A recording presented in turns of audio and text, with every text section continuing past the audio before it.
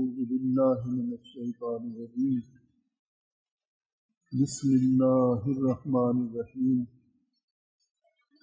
اليوم أكملت لكم دينكم وأتممت عليكم نعمتي ورضيت لكم الإسلام دينا صدق الله العظيم وصدق رسوله النبي الكريم والحلوم على ذلك لمن الشاهدين والشاكرين والحمد لله رب العالمين إن الله وملائكته يصلون على النبي يا أيها الذين آمنوا صلوا عليه وسلموا تسليما اللهم صل على سيدنا ومولانا محمد وعلى آل سيدنا ومولانا محمد وعلى أصحاب سيدنا ومولانا محمد وبارك وسلم وسلوا عليه اللهم صل وسلم وبارك على روح سيدنا ومولانا محمد في الأرواح اللهم صل وسلم وبارك على جسد سيدنا ومولانا محمد في الأجساد اللهم صل وسلم وبارك على قبر سيدنا ومولانا محمد في القبور محبت سے مل کے پڑھ لیں الصلاۃ والسلام علیک یا رسول اللہ الصلاۃ والسلام علیک یا حبیب اللہ الصلاۃ والسلام علیک یا سید المرسلین الصلاۃ والسلام علیک یا رحمۃ للعالمین صلی اللہ علیک یا رسول اللہ وعلى آلك وأصحابك يا نور الله مولاي صل وسلم دائما أبدا على حبيبك خير الخلق كلهم هو الحبيب الذي ترجى شفاعته لكل هول من الأهوال المتهم حمد و صلاۃ کے بعد اللہ رب العالمین جل جلالہ وعظم شانہ ولا الہ غیرہ کی حضور دعا اے ذات احد و صمد اے ذات غفور و رحیم اور اے ذات ستار و غفار تو ہماری لفظوں خطاؤں اور گناہوں کو معاف فرما ہمارے ظاہر باطن پر اپنا خاص لطف و کرم فرما ہمارے گھروں پر اپنی خصوصی عنایات رحمتوں اور برکتوں کا نزول فرما ہر قسم کی عرضی و سماجی آفات بلیات امراض اور حادثات سے پورے عالم انسانیت کو بالخصوص حضور رحمت عالم صلی اللہ تعالیٰ علیہ وسلم کی ساری امت کو تمام اسلامی ملکوں شہروں بستیوں کو اور خاص طور پر قریہ عشق محمد عشور حسین عرض وطن پاکستان کو محفوظ اور مامون فرما ماہ جمادی الاول کے اس آخری جمعۃ المبارک کی رحمتوں برکتوں اور سعادتوں میں سے ہم سب کو حظ وافر عطا فرما قرآن مجید فرقان حمید سے سورہ مائدہ کی آیت نمبر 3 کا ایک حصہ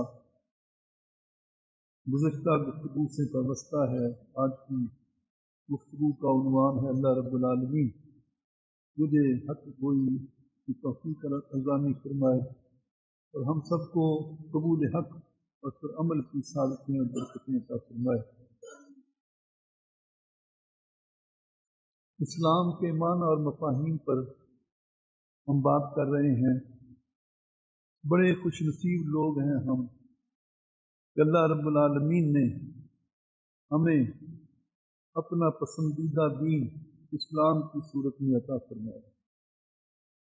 حدیث پاک میں ہے جو بندہ دن میں متعدد بار یہ جملہ کہہ لے رضیت باللہ ربا وبالاسلام دینا وبسیدنا محمد صلی اللہ تعالی علیہ وآلہ وسلم نبی و رسولا کہ میں اس بات پر دل سے راضی ہوں کہ میرا پروردگار اللہ ہے، میرا پالن ہار اللہ ہے، اور میں دل سے اس بات پر راضی ہوں کہ میرا دین اسلام ہے، اور میں اس بات سے بے انتہا خوش ہوں کہ اللہ نے مجھے محمد رسول اللہ صلی اللہ تعالی علیہ وآلہ وسلم جیسا نبی اور رسول عطا فرمایا۔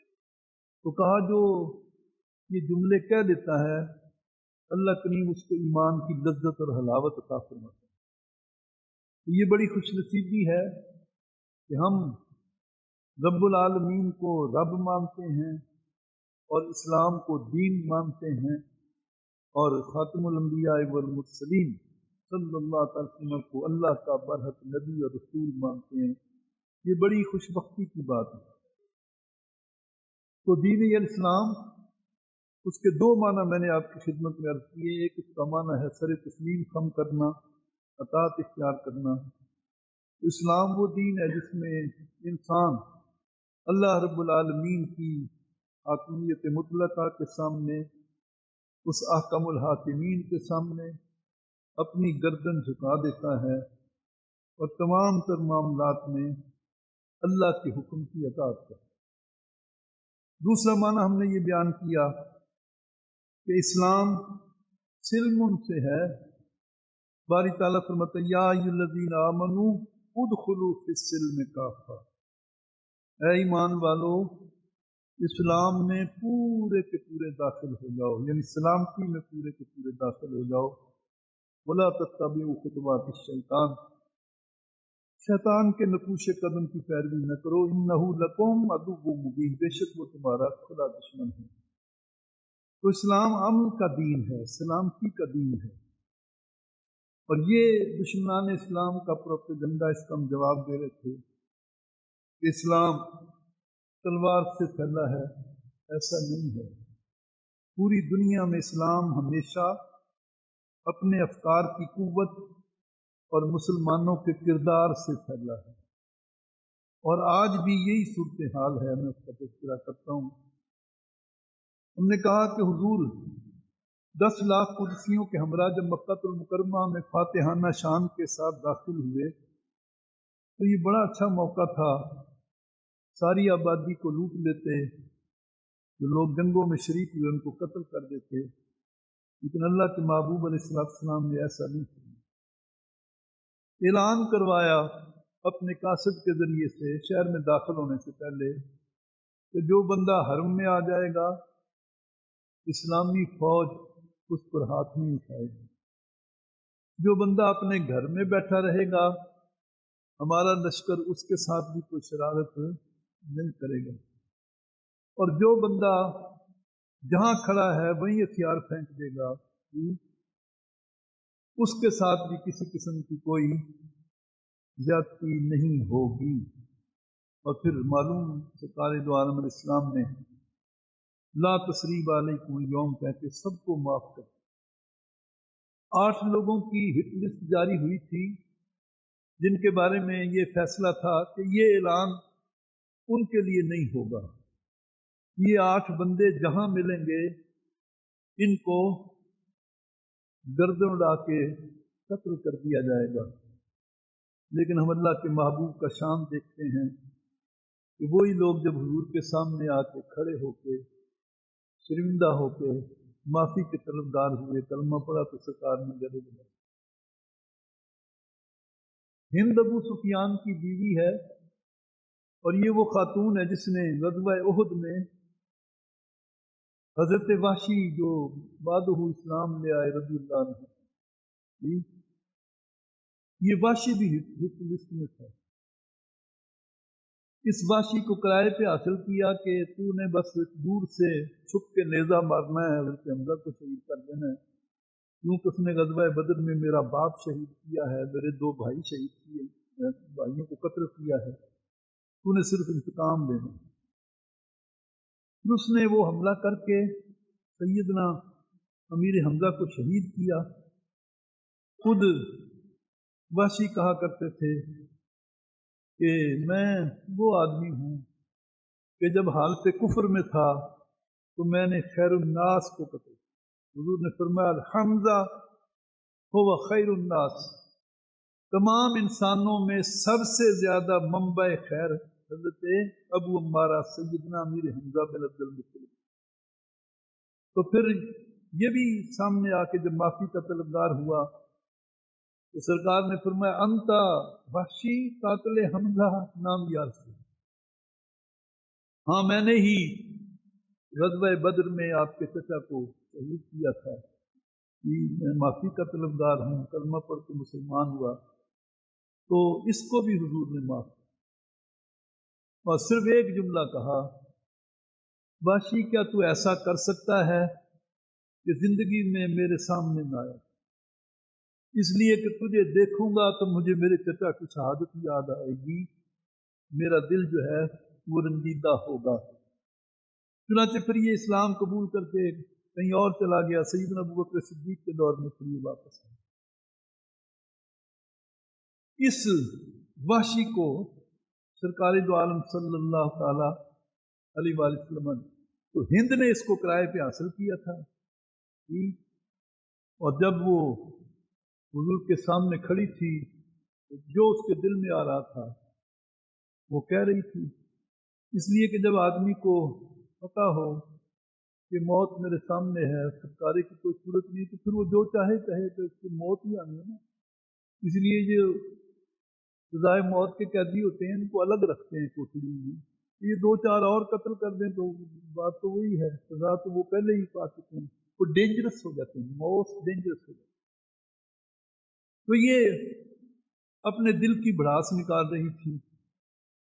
جب حضور نے معافی کا اعلان کیا تو یہ آگے آئی، حضور آپ نے مجھے بھی معاف کر دی، تو اللہ کے محبوب علیہ السلام نے فرمایا تجھے بھی معاف کر، تو بے چین ہو کے قدموں میں گر گئی، کلمہ پڑھ کے مسلمان ہوئی، اور کہتی ہے کہ جب آپ حرم میں داخل ہو رہے تھے تو میری نگاہ میں سب سے زیادہ قابل نفرت آپ تھے، لیکن آپ کا کردار دیکھ کے، حوصلہ دیکھ کے، صبر دیکھ کے اب وہ ساری نفرت اتنی ہی شدید محبت میں تبدیل ہو گئی، یا رسول اللہ اب پوری کائنات میں آپ سے زیادہ مجھے کوئی محترم نظر نہیں۔ تو یہ انداز ہے۔ اور صفوان مکے کا رئیس تھا، یہ وہ بندہ تھا جس نے وہب بن منبہ اس کو خریدا، اس سے بات کی تیرا سارا قرض ادا کروں گا، تیرے بچوں کی مستقل کفالت کروں گا، یہ چھوٹی سی تلوار ہے میں نے یمن سے اسپیشلی تیار کروائی ہے، زہر ناک ہے، یہ تسلیم کیا، اس کو زہر کی پان چڑھائی ہے، اس تلوار کا اگر کسی شخص کے جسم پر چھوٹا سا بھی کٹ لگ جائے تو وہ زندہ بچ نہیں سکتا، جا تو مدینہ منورہ چلا جا، رسول اللہ صلی اللہ علیہ وسلم پر چھپ کے حملہ کر تو کٹ لگا دے، معاملہ ہی تمام ہو جائے، قرضہ بھی سارا ادا کروں گا، تمہیں بچوں کی کفالت بھی کروں گا، نقدی بھی دی۔ چنانچہ یہ وہب بن منبہ وہ مدینہ المنورہ کی طرف روانہ ہوا۔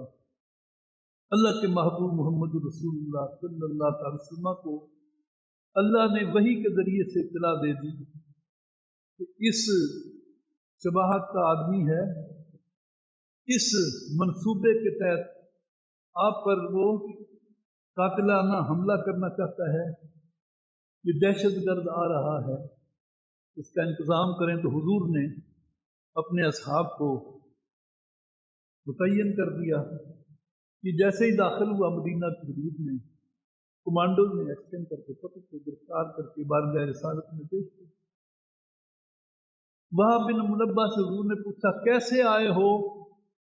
تو حضور ہجرت کر کے بہت سے ہمارے عزیز رشتہ دار مسلمان ہو گئے ہیں، وہ مدینہ میں ہیں، بہت دل کر رہا تھا ان سے ملاقات کے لیے، تو میں ان سے ملاقات کرنے آیا۔ اور خبر کیا تھی، محمد نیک و بد پہچان جاتے ہیں، محمد آدمی کے دل کی باتیں جان جاتے ہیں۔ حضور رحمت عالم صلی اللہ علیہ وسلم نے فرمایا جھوٹ مت بولو، فلاں پہاڑی پر تمہاری صفوان کے ساتھ کیا گفتگو ہوئی ہے، وہ جو تلوار اس نے دی ہے وہ نکالو، اس نے کہا نہیں تمہارا قرضہ ادا کروں گا، تمہارے بچوں کی کفالت کروں گا، جا کے حضور پہ وار کرو۔ تو وہ تلوار پیش کی حضور کی خدمت میں، اور قدموں میں گر کے معافی کا طلبگار ہوا کہ جب یہ سازش تیار ہو رہی تھی تو صفوان اور میرے علاوہ دوسرا کوئی آدمی قریب بھی نہیں تھا. جب آپ کو ان ساری باتوں کی اطلاع ہے تو میرا دل گواہی دیتا ہے آپ اللہ کے سچے نبی ہیں. میں کلمہ پڑھ کے آپ پر ایمان لاتا ہوں. میں کلمہ پڑھ کے آپ پر ایمان لاتا ہوں. مسلمان ہو گیا. فتح مکہ کے دن وہب بن منبہ سامنے آیا. یا رسول اللہ، یا حبیب اللہ، صفوان میرا محسن تو ہے اگرچہ کافر ہے جی، اس نے میرا قرضہ تو ادا کیا تھا نا، تو ساروں کو معافی مل گئی ہے. 8 افراد کی لسٹ میں اس بندے کا نام بھی شامل ہے، اس کو بھی معافی دوں. میرے محسن کو بھی معافی مل جائے تو کہا جاؤ اسے بھی معاف کیا جاتا ہے. اسے بھی تو وہ ماننے گا نہیں. کوئی حفاظتی طور پہ کوئی ضمانت وہ مجھے دی جائے. اللہ کے محبوب علیہ السلام کا عظیم کردار دیکھی، اپنی پگڑی اتار کے دی، جاؤ اس کو اس کے پاس لے جاؤ، یہ ہماری طرف سے گارنٹی ہے امان کی، اس کو کچھ نہیں کہا جائے گا. چنانچہ وہ گیا، کہیں سے ڈھونڈ لایا صفوان کو. اب بارگاہ رسالت میں صفوان دہشت گردوں کا جی وہ سہولت کار جی وہ کھڑا ہے پگڑی ہاتھ میں. میں آپ کی پگڑی کو پہچانتا ہوں، آپ نے مجھے امان دے دی ہے، پر میں مسلمان نہیں ہونا چاہتا. میں مسلمان نہیں ہونا چاہتا. مجھے 3 ماہ کی مہلت دی جائے، پھر سوچوں گا، پھر فیصلہ کروں. اللہ کے محبوب کی شان کریمی دیکھیے. فرمایا جاؤ، 6 مہینے کی مہلت دی جاتی ہے. 6 مہینے کی مہلت دی جاتی ہے، سوچ سمجھ کے فیصلہ کرو. ابھی تھوڑی دیر گزری ہے، آپ کے قدموں میں کھڑا ہو گیا ہے کلمہ پڑھ کے. تو اسلام تلوار کے ذریعے سے نہیں، محمد رسول اللہ صلی اللہ تعالی وسلم اور مسلمانوں کے کردار کے ذریعے پھیلا ہے. اور یہ جو سورہ نصر ہے یہ اس منظر کی نشاندہی کرتی ہے کہ حضور کوہ صفا پر بیٹھ گئے، پھر دنیا نے دیکھا اذا جاء نصر اللہ والفتح رأیت الناس يدخلون فی دین اللہ افواجا.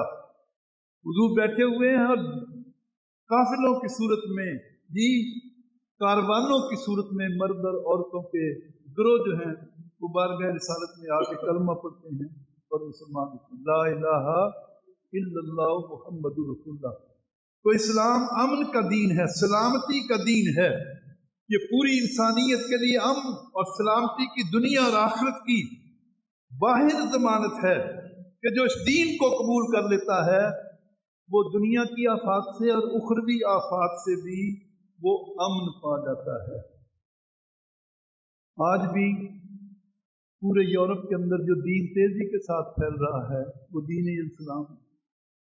ساری طاقت قوت ان لوگوں کے پاس ہے، لیکن یہ طاقت قوت کے باوجود اسلامی فوبیا کہتے ہیں اس کو، مسلمانوں کے خلاف اس نفرت پھیلانے کے باوجود، اپنے بچوں کو نفرت اسلام کی انجیکٹ کرنے کے باوجود، جب وہ سمجھدار ہوتے ہیں، مطالعہ کرتے ہیں تو ان کو اسلام کی سچائی اور حقانیت نظر آ جاتی ہے مسلمانوں. اور ماضی میں بھی ہم نے دیکھا کہ روس جب سرخ انقلاب آیا تو مسلمانوں کے خلاف بہت بڑا کریک ڈاؤن کیا. اس نے 1 لاکھ مسجدیں شہید ہوئیں سرخ انقلاب کے دوران روس میں. کتنی؟ 1 لاکھ مسجدیں شہید. روسیوں نے انتہا درجے کی درندگی کی مسلمانوں کے خلاف، اور بڑے محتاط اندازے کے مطابق وہ کہتے ہیں 1.5 کروڑ مسلمانوں کا قتل کیا. 1.5 کروڑ مسلمان. مسجد کو بچانے کے لیے اگر 10-10 20-20 100 لوگ بھی نکلے محلے سے تو ٹینکوں سے روم. یہ حال کی تاریخ ہے. لیکن 70 سال کے اندر اندر روس ٹوٹ گیا. روس ذلت اور رسوائی سے دوچار ہوا. تو میں نے پہلے بھی یہ ذکر کیا، پابندی تھی کہ کسی ریاست میں قرآن نہیں پڑھایا جائے. قرآن مجید سکھانے میں تعلیم پر پابندی تھی. کوئی تعلیم چھپ چھپ کے گھروں میں مدرسے انہوں نے کھول لیے، اور اس وقت سب سے زیادہ قرآن کے حافظوں کی تعداد روس میں ہے۔ تو تم مسجدوں پہ پابندی لگاؤ، ہم گھروں کو مسجد بنائیں گے۔ جب یہ ٹوٹا ہے تو 7 اسلامی ریاستیں مارد وجود میں آئی، 7 اسلامی ریاستیں۔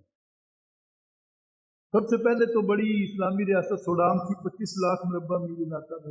اب قازقستان ہے، یہ ایک ریاست ہے، 27 لاکھ مربع میل سے زیادہ رقبہ۔ تو یہ کوئی شہر آزاد نہیں ہوئے، بڑی بڑی اسٹیٹس آزاد ہوئی۔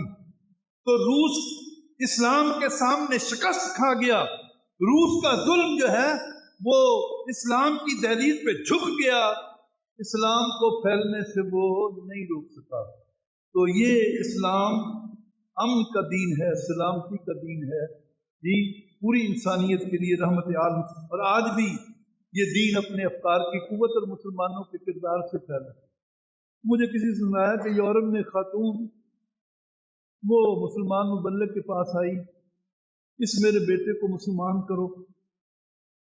اس مسلمان مبلغ نے پوچھا، بھئی پہلے تو خود کلمہ پڑھ، بیٹے کو مسلمان کر رہی، خود کلمہ کیوں نہیں پڑھ رہی؟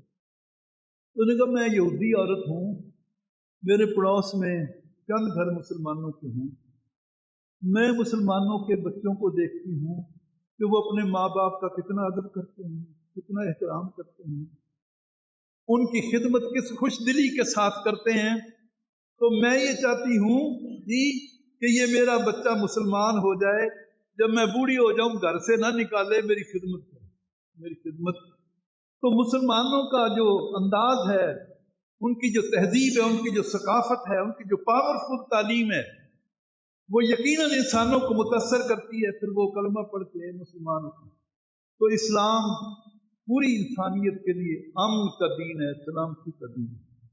تیسرا معنی، اسلام صلح کا دین ہے۔ سورہ محمد کی آیت ہے، وَلَا تَهِنُوا وَلَا تَحْزَنُوا وَلَا تَدْعُوا إِلَى السَّلْمِ وَأَنْتُمُ الْأَعْلَوْنَ۔ سلم کے معنی صلح کو، تو پوری انسانیت کو اسلام جو ہے وہ صلح کا پیغام دیتا ہے۔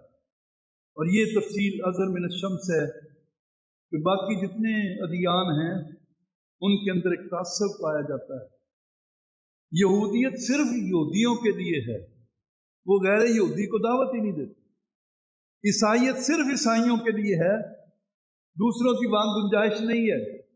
اور پھر ہندو مت ہے، بہت بڑی آبادی ہے ان کی، ان کے ہاں بھی ذات برادری کی تقسیم ہے، وہ بڑی خوفناک ہے۔ وہ کہتے ہیں کہ 4 ذاتیں ہیں، برمن ہے جی، شودر ہے، دیش ہے اور خشتری ہے۔ وہ کہتے ہیں جو دیوتا ہے اس کے سر سے برمن پیدا ہوا ہے، اس کے بازوؤں سے خشتری پیدا ہوا ہے، اس کے پیٹ سے دیش پیدا ہوا ہے، اور اس کے پاؤں سے یہ شودر پیدا۔ شودر کو وہ انسان ہی نہیں سمجھتے جی، اگر کسی کھانے کو شودر ہاتھ لگا دے تو وہ اس کو کھانا نہیں جی، ان پر پابندی ہے، وہ ویدوں کا مطالعہ نہیں کرتے۔ اتنی ہیٹ ہے، نفرت ہے، یعنی تقسیم ہے یہ سارے کا سارا معاملہ۔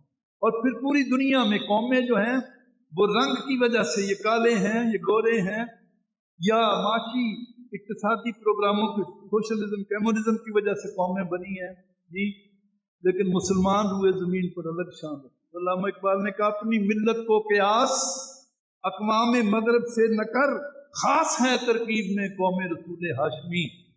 اسلام کی خوبی یہ ہے کہ یہ رنگ کے، نسل کے، علاقے اور زبان کے سارے فتنوں کو مٹا کے پوری انسانیت کو ایک ساتھ میں لا دیتا ہے جی۔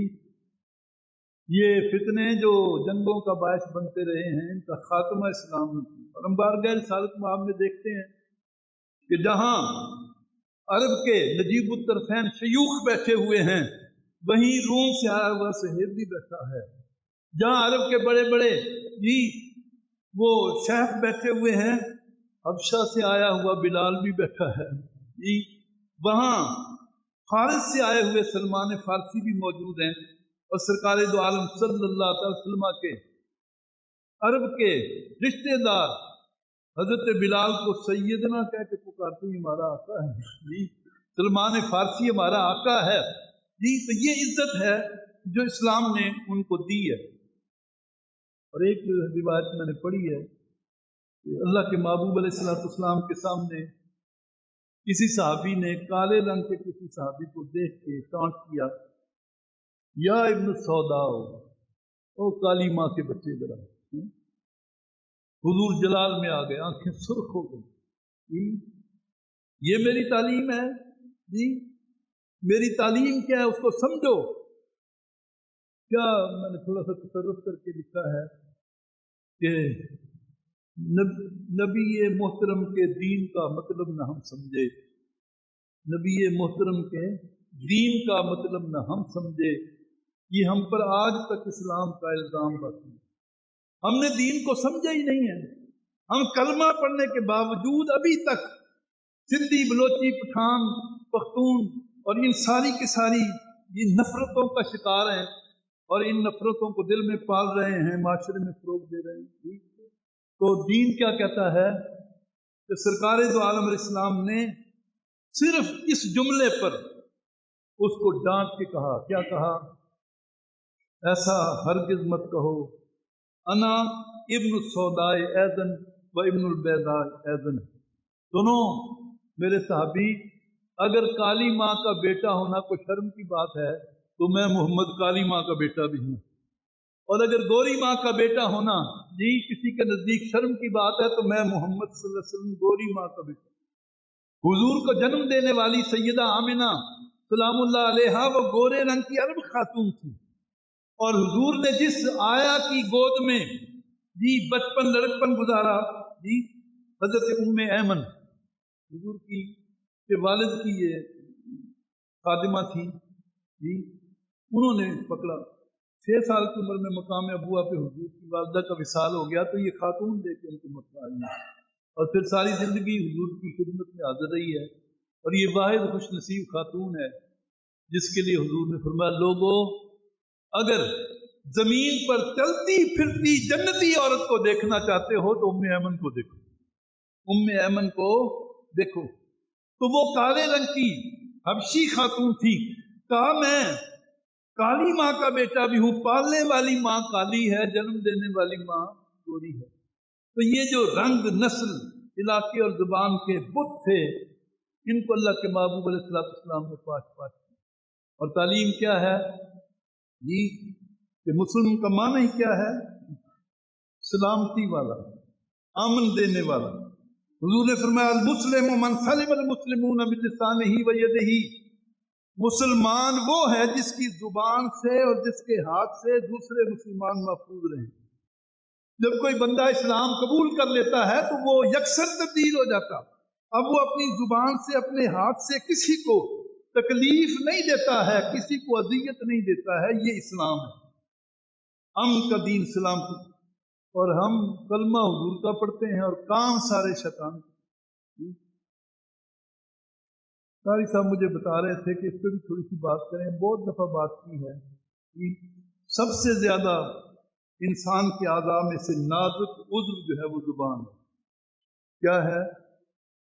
سب سے زیادہ جو گناہ ہیں ان کا تعلق زبان سے ہے۔ تو کہا مسلمان ہوا جس کی زبان سے اور جس کے ہاتھ سے باقی لوگ محفوظ رہیں۔ جھوٹ آدمی زبان سے بولتا ہے، غیبت آدمی زبان سے کرتا ہے جی، بہتان کسی پر آدمی زبان سے لگاتا ہے جی، یہ سارے جو کام ہیں، اور جھوٹ کو کہا یہ ام الخبائث ہے۔ حدیث میں ہے کہ سب سے زیادہ لوگ زبان کی بے اعتدالی کی وجہ سے جہنم میں جائیں، سب سے زیادہ لوگ جہنم میں۔ اور کہا گیا کہ زیادہ عورتیں ہوں گی کہ وہ زبان درازی بہت کرتی ہیں، ان کو زبان سے کنٹرول نہیں ہے، ان کو اور کوئی کام ہی نہیں، بندہ تو رزق کمانے کے چکر میں بھاگا پھرتا، فرصت نہیں، ان کو کام ہی کوئی نہیں۔ تو کہا سب سے زیادہ بے اعتدالی کی وجہ سے جی وہ جہنم میں جائیں گے۔ اس لیے جب بھی کوئی مسلمان بولتا ہے تو اس کی زبان سے کلمہ خیر نکلتا ہے، اس کی زبان سے نکلنے والے لفظ کسی کے دل پر مرہم رکھتے ہیں، زخم نہیں لگاتے ہیں، زخم نہیں لگاتے ہیں۔ 5 لوگ جن کو جہنم میں سب سے زیادہ سخت سزا دی جائے گی جی، ان میں کون لوگ ہیں؟ وَيْلٌ لِّكُلِّ هُمَزَةٍ لُّمَزَةٍ الَّذِي جَمَعَ مَالًا وَعَدَّدَ۔ یہ سورہ ہمزہ ہے، ایک ہوتا ہے ہمز، ایک ہوتا ہے لمز۔ کہا جو لوگ کسی کی کمزوری کو اپنی زبان کے ذریعے سے اظہار کر کے اس کو تکلیف دیتے ہیں، جہنم کی سب سے سخت وادی کے اندر ان کو گرایا جائے۔ ایک آدمی رنگ کا کالا ہے تو اس کو وہ کالے ہی کہہ کے پکارنا، کالی ہی کہہ کے پکارنا اس کو نام سے، تاکہ کسی آدمی کی ایک آنکھ نہیں ہے اس کو کانا ہی کہنا، ٹانگ نہیں ہے تو لنگڑا ہی کہنا۔ جی مسلمان کی عزت لازم ہے، اس کی تکریم لازم ہے، اس کی تحقیر گناہ کبیرہ ہے۔ تو کہا جو لوگ کسی انسان کی کمزوری کو اس کی حقارت کے لیے اچھالتے ہیں، جہنم کی سب سے گہری وادی کا ایندھن بنے۔ اسی طرح سے کسی کے اوپر بہتان لگانا، اس کی تو سزا بھی ہے، کوڑے لگائے جائیں گے ایسے شخص کو۔ تو ہم عام طور پہ اب سوشل میڈیا دیکھتے ہیں، پورے کے پورے بریگیڈ ہیں جو بیٹھے ہوئے ہیں اور ان کا دن رات کام کیا ہے؟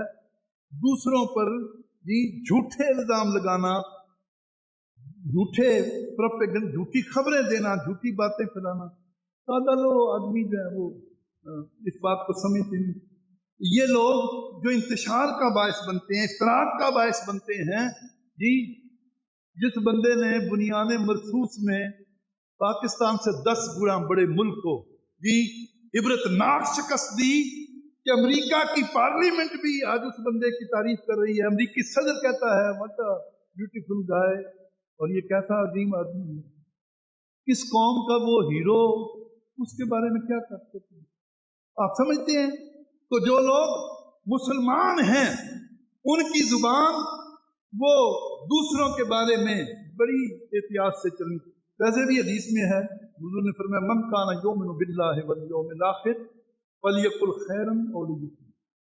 حضور نے فرمایا جو بندہ اللہ اور یوم آخرت پر ایمان رکھتا ہے اس کو چاہیے کہ اچھی بات کرے، اور اگر اچھی بات قسمت میں نہیں ہے تو چپ ہی کر جائے۔ تو خاموشی بھی عبادت ہے، اس میں بھی بھلا ہے۔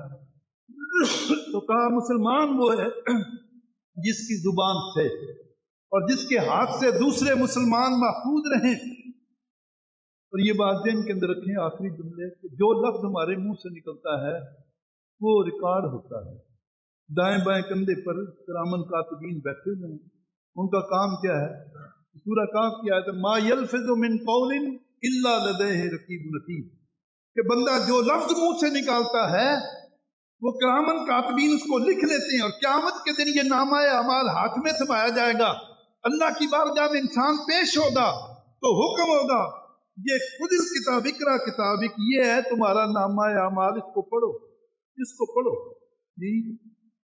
امام غزالی نے اس پہ لکھا ہے کہ آدمی کو فضول اور بیہودہ بات کو درکنار جائز بات بھی کم کرنی چاہیے۔ کیوں؟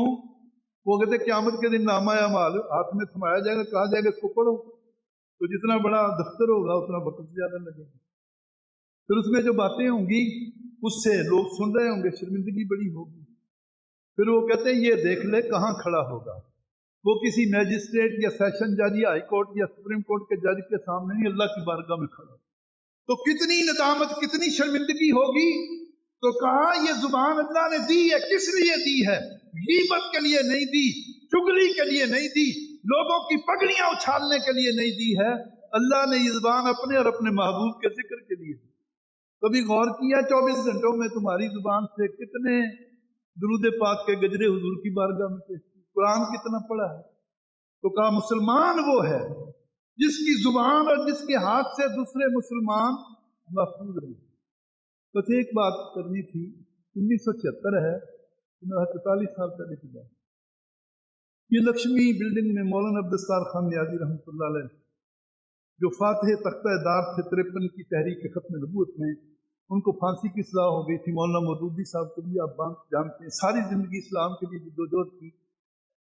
تو میں پنجاب یونیورسٹی کا اسٹوڈنٹ تھا اور ناظم تھا پنجاب کا ITI کا، تو ہمارا دفتر رسول چیمبر میں پرانی ناگپلی میں تھا۔ تو چندے کے لیے میں ان کی خدمت میں حاضر ہوا، تو 2 ماہ کا کرایہ دفتر کا ہو گیا، مولانا وہ ہمارے ساتھ معاملت کریں۔ 4تھی منزل پہ وہ رہتے تھے، لکشمی بلڈنگ کی، بڑی تنگ سی سیڑھیاں تھیں، 80-85 سال کی عمر میں اٹھ جاتے تھے۔ انہوں نے مجھے چیک لکھ کے دے دیا، تو میں نیچے ہی اسی بلڈنگ میں بینک تھا، بینک میں آیا، چیک میں نے پیش کیا تو وہ جو اکاؤنٹنٹ ہے وہ چیک کی طرف دیکھتا ہے، میرے منہ کی طرف، یہ مولانا نے آپ کو کتنے کا چیک دیا ہے؟ میں نے تو 500 کا چیک دیا۔ تو کہنے لگے کہ انہوں نے 5000 لکھ دیا غلطی سے، اور مولانا کے اکاؤنٹ کو میں دیکھ رہا ہوں اس میں 5000 نہیں ہے، 5000 نہیں ہے، ان کے اکاؤنٹ میں ہی 5000 نہیں ہے۔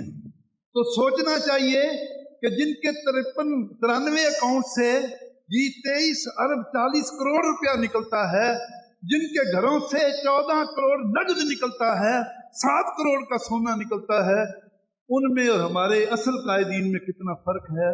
جی اس پر غور کرنا چاہیے۔ اللہ عمل کی توفیق۔